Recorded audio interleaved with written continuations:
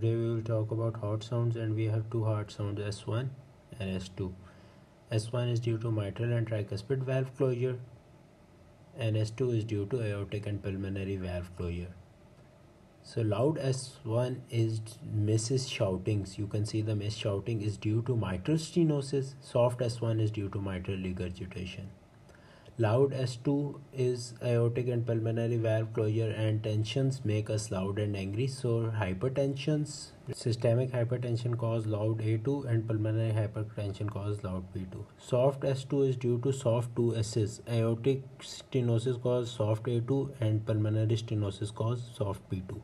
If you are a medical student, don't forget to subscribe.